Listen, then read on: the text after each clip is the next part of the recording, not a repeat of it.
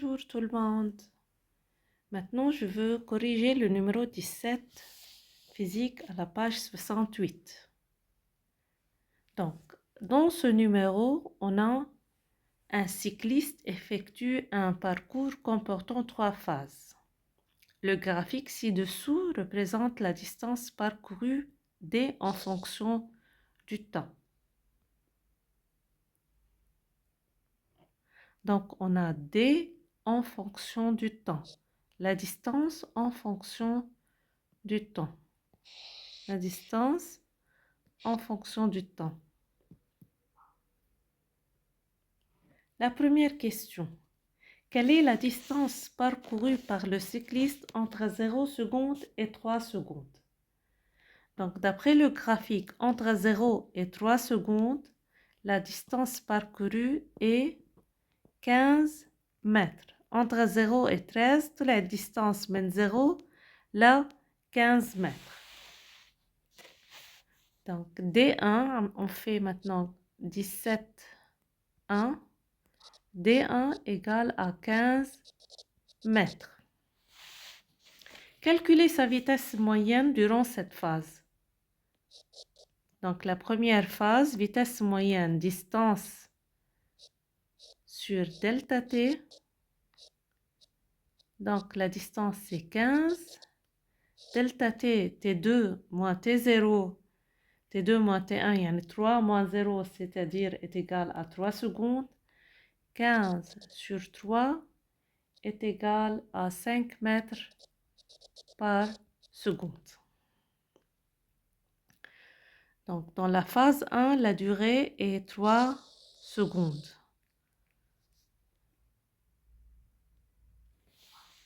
Que se passe-t-il entre 3 et 7 secondes? Que se passe-t-il? Donc, la vitesse est...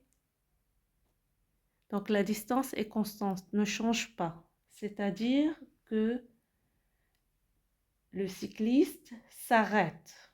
Donc, entre 17,2, le cycliste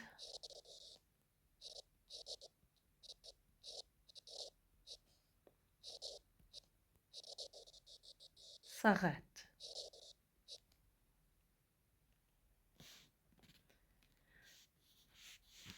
Dans la phase 2. Dans la phase 3, quelle est la distance parcourue par le cycliste entre 7 et 9 secondes? Entre 7 et 9 secondes, la distance mène le 15, là le 27.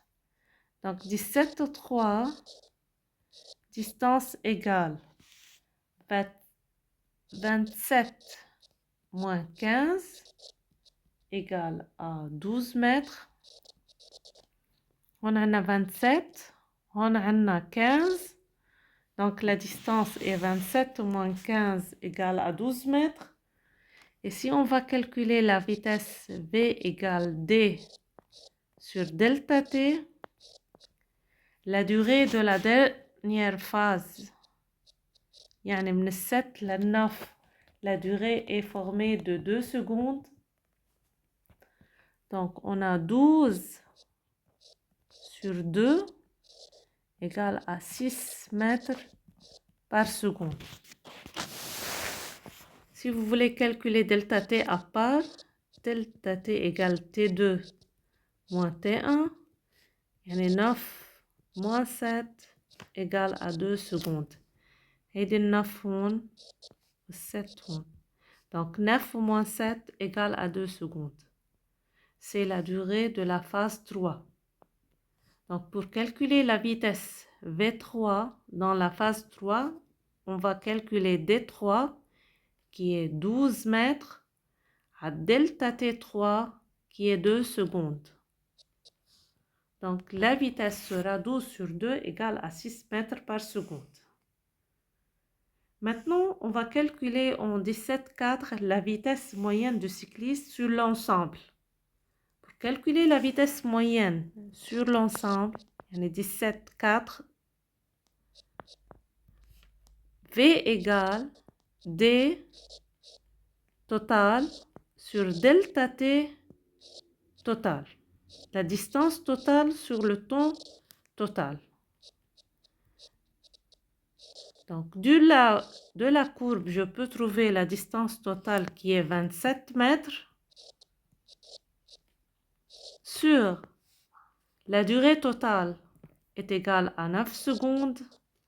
Donc, 27 divisé par 9, on obtient la valeur est égale à 3 km par heure. Donc, 27 divisé par 9 est égal à 3 km par heure.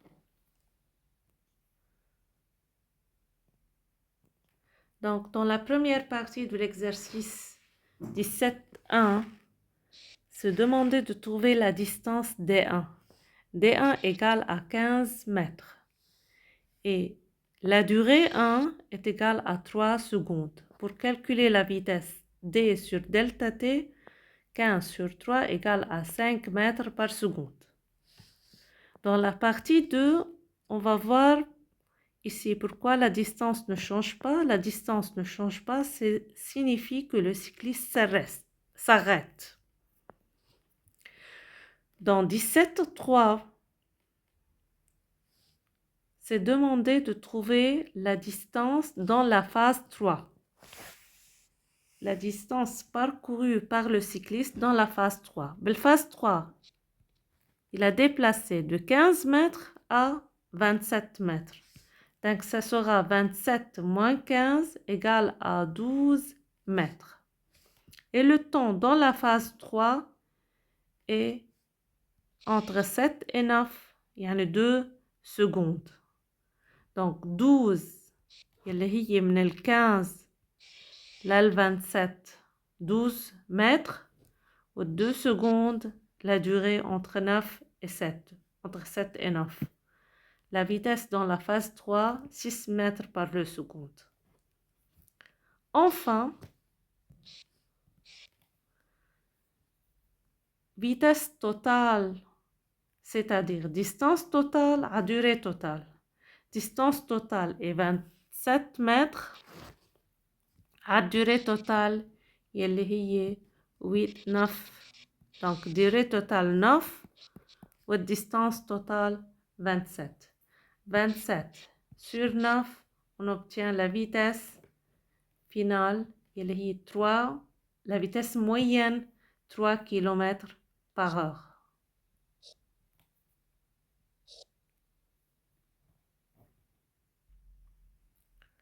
Donc maintenant, on va continuer pour faire le numéro 18 à la page 69. Numéro 18, nature du mouvement. Donc le graphique ci-dessous représente la variation de la vitesse d'une voiture en fonction du temps au cours de son mouvement sur une route rectiligne horizontale. Donc on a courbe vitesse en fonction du temps. Donner l'instant de départ et celui d'arrivée de la voiture. En déduire la durée totale du parcours. Donc, instant du départ, c'est 0, ici. Instant d'arrivée, c'est 60.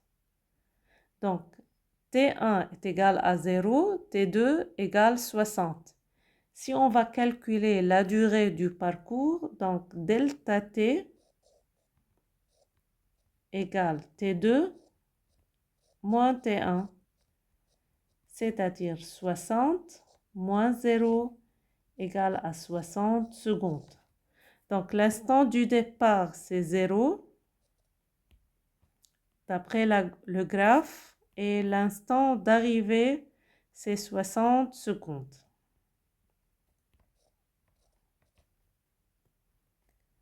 Donc, maintenant, on va compléter à l'aide du graphique le tableau ci-dessous en associant un mouvement à chacune des phases. Cochez la case convenable, puis justifier la réponse. Donc, mouvement accéléré. On va voir dans quelle phase le mouvement est accéléré. Le mouvement est accéléré si la vitesse augmente. Donc, on voit que dans la phase 1, la vitesse augmente.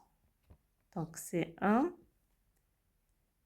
La phase 1, le mouvement est accéléré parce que la vitesse augmente en fonction du temps. Donc, la vitesse augmente au cours du temps.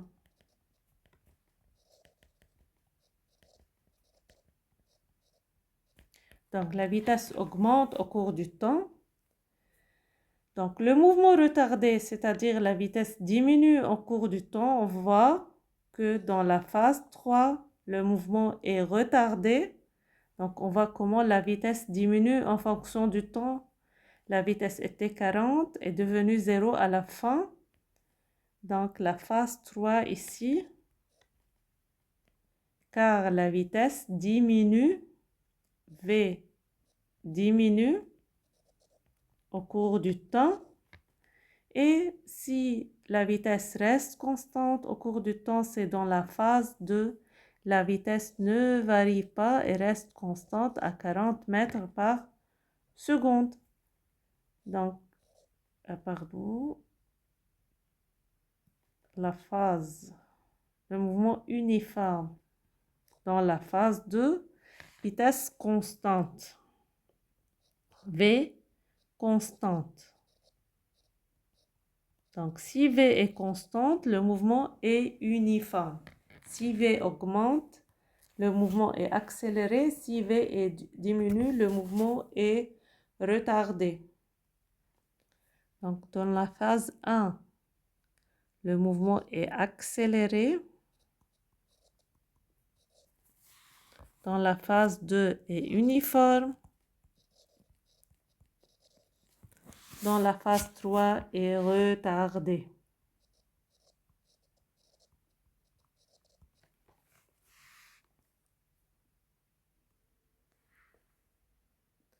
Donc, dans la question 18.3, c'est demandé de trouver la distance parcourue par la voiture entre les instants T1 20 secondes et T2 50 secondes.